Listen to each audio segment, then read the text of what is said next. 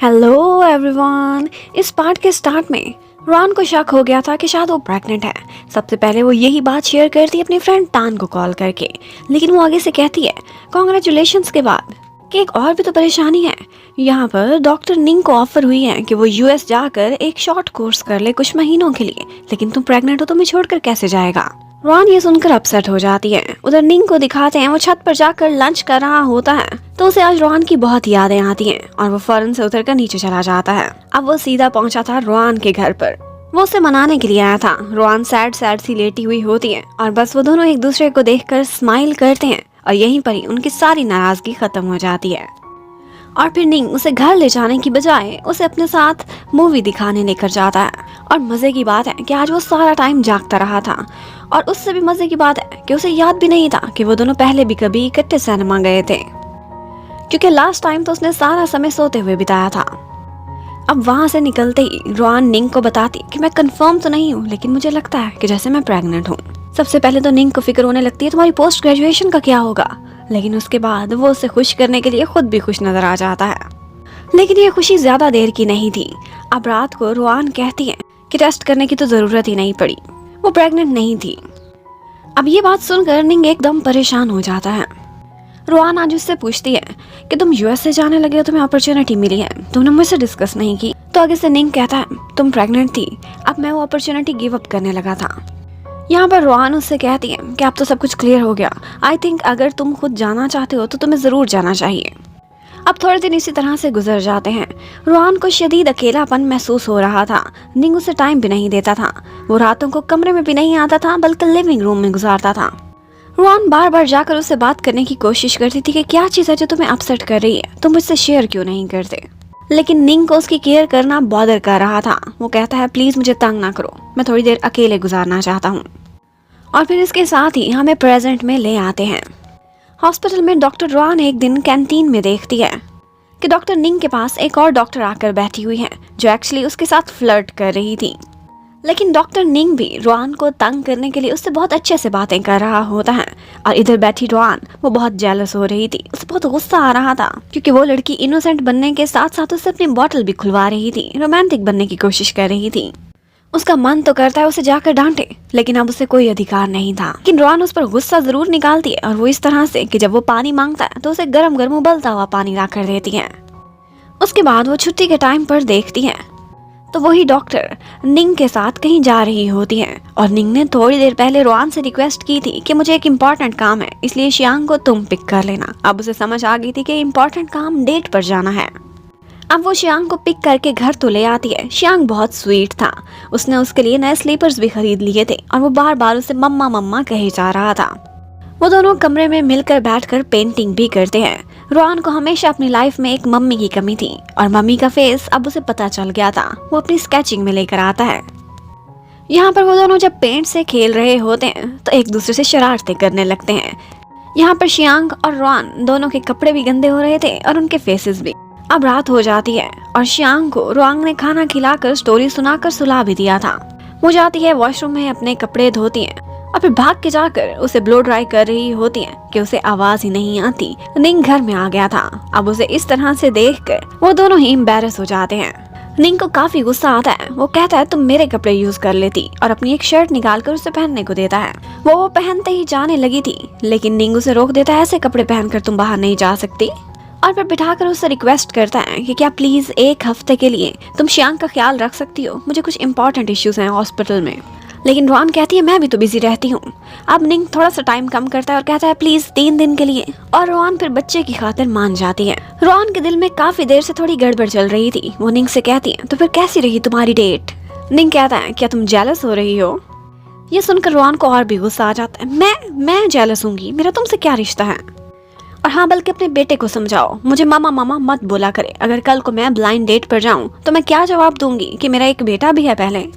अब निंग कहता है फिर मुझे साथ ले जाना ब्लाइंड डेट पर, मैं एक्सप्लेन कर दूंगा।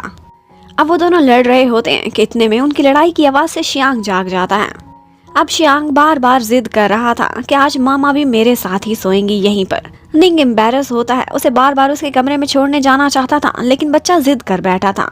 रोहान अब उसके साथ आकर लेट जाती है। अब वो जबरदस्ती अपने डैडी को भी अपने साथ लिटाता है और कहता है मेरा सबसे बड़ा सपना है कि मामा और डैडी दोनों के बीच में सोऊं। और अब शियांग को सुलाने के लिए उन दोनों को भी एक ही बेड पर सोना पड़ता है। रोहान सारे दिन की काफी थक गई थी, उसे नींद ही आ जाती है, वो अपने घर ही नहीं जा पाती। अब इसके साथ ही इसी बेडरूम से उनकी पास्ट की जुड़ी हुई यादों में ले जाते हैं। एक दिन रोहान बहुत मजे से सो रही होती है, निंग उठता है, अपना फोन उठाता है, लगेज उसका बिल्कुल रेडी था, वो खामोशी से घर से निकल जाता है।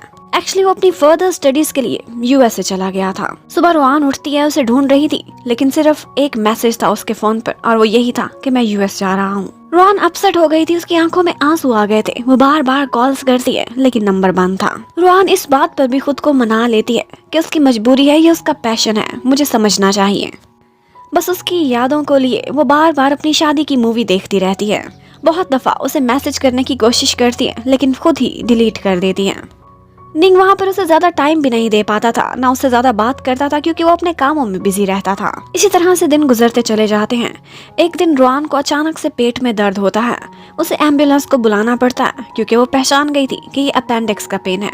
उसी समय हमें निंग को दिखाते हैं, वो रिसर्च लैब में हमेशा ओवरस्टे करता था। उसका प्रोफेसर उससे कहता था कि तुम्हें वापस जाने की इतनी जल्दी क्यों है। वो बोलता है एक्चुअली मेरी वाइफ मेरा वेट कर रही है, जल्दी थीसिस कंप्लीट करके मैं उसके पास जाना चाहता हूँ। जबकि उधर रोहान का अपेंडिक्स का ऑपरेशन हुआ था, उसने किसी को भी नहीं बताया था, वो बॉदर नहीं करना चाहती थी कि निंग अपनी पढ़ाई से डिस्ट्रैक्ट हो।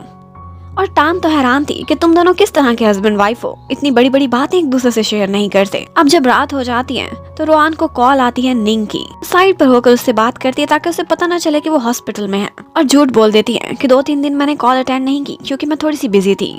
और फिर इसके साथ ही प्रेजेंट की सुबह हो जाती है। रोहान बहुत एम्बैरस हुई थी, वो निंग के साथ उसके बेडरूम में थी। वो कहता है मैंने तुम्हें बहुत जगह, तुम्हारे घर से भी कॉल आ रही थी, मुझे अटेंड करनी पड़ी। वो सोचती है तुमने उन्हें क्या बताया। कहता है क्या कहना था, यही बताया कि तुम मेरे साथ सो रही हो। वेल ये सब वो सिर्फ रोहान को तंग करने के लिए कर रहा था। रोहान कहती है कि ऐसा नेक्स्ट टाइम कभी भी नहीं होने वाला। और अब जब वो हॉस्पिटल जाते हैं तो मजे की बात है उनकी साथ वाली गाड़ी डिंग की थी। डॉक्टर डिंग तो देखकर हैरान रह जाती, रोहान और निंग अब इकट्ठे आने भी लगे हैं। निंग झूठ बोलता है कि रास्ते में एक जगह इसको देख लिया था तो लिफ्ट दे दी, लेकिन डिंग ने एक और बात नोटिस की थी और वो ये थी कि डॉक्टर रोहान ने कपड़े भी नहीं चेंज किए। इसका मतलब है कि ये घर भी नहीं गई। आज डॉक्टर रोहान का हॉस्पिटल में दिन काफी बिजी जाता है। 1-2 पेशेंट्स की फैमिली वालों से उसकी लड़ाई भी होती है क्योंकि वो केयरलेस थे और अपनी मम्मी का ख्याल नहीं रखते थे।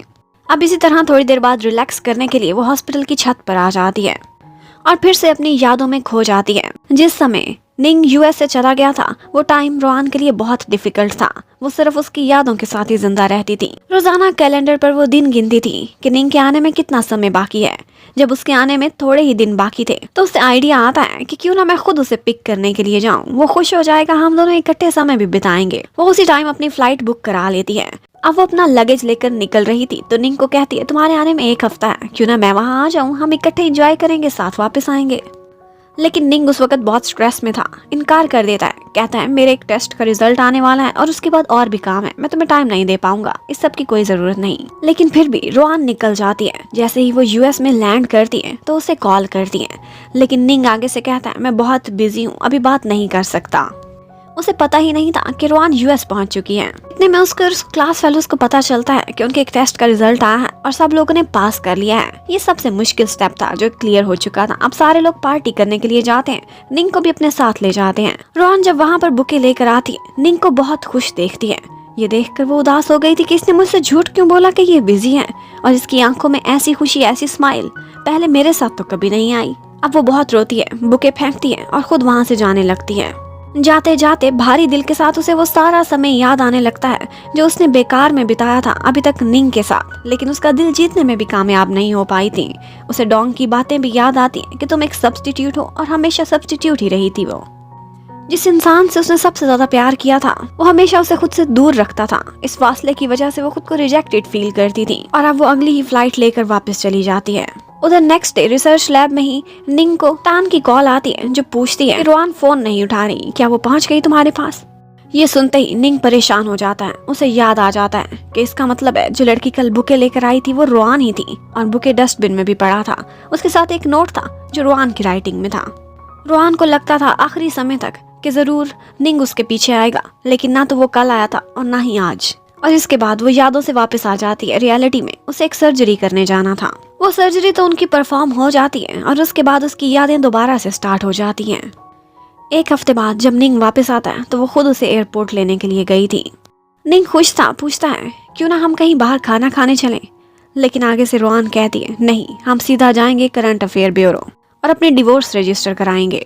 निंग एकदम परेशान हो गया था, कहता है प्लीज मुझे एक्सप्लेन करने दो, तुम यूएस से आई थी ना। लेकिन रोआन कहती है मैं कुछ भी एक्सप्लेनेशन नहीं सुनना चाहती, जो कुछ मैं अपनी नजरों से देख कर आई हूँ उसके बाद मुझे कुछ भी नहीं सुनना। जब तुम मेरे साथ होते हो तो तुम्हारे फेस पर क्यों वैसी स्माइल नहीं आती, तुम क्यों दिल से नहीं मुस्कुराते। मैं बिल्कुल गलत थी। मैंने डोंग को कहा था कि मैं मजबूर कर दूंगी निंग को कि वो मुझसे प्यार करे, लेकिन मैं हार चुकी। अब अपनी डिवोर्स का सारा प्रोसीजर कंप्लीट करने के बाद वो दोनों शाम को घर पहुंचते हैं। रोआन भारी दिल के साथ अपना सारा सामान पैक करती है और निंग खामोशी से लिविंग रूम में बैठा रहता है। इतने में वो दौड़ता हुआ आता है, उसे पीछे से हक करके कहता है प्लीज मुझे छोड़ के ना जाओ। लेकिन ये सिर्फ रोआन का एक सपना था, एक उसकी विश थी कि निंग एक दफा तो उसे रोकेगा। अगर वो रोकता तो वो मान भी जाती, लेकिन नहीं, वो रोकता ही नहीं। वो बस उसे देखता रह जाता है और वो खामोशी से वहां से चली जाती है। गाइस, आज के एपिसोड में एक सीन था विच मेड मी क्राई और ये देखकर मैं बहुत रोई थी। बहुत समय बाद एक ऐसा ड्रामा मिला है जिसने दिल को छुआ है। आई थिंक लास्ट टाइम जब मैं रोई थी तो वो ड्रामा था hide, Jekyll and me. Okay, drama था, वो भी मैंने एक्सप्लेन किया है। अगर आप लोग वो भी देखना चाहें तो उसका लिंक मैं डिस्क्रिप्शन और कमेंट सेक्शन में डाल दूंगी। Thank you for watching, bye bye.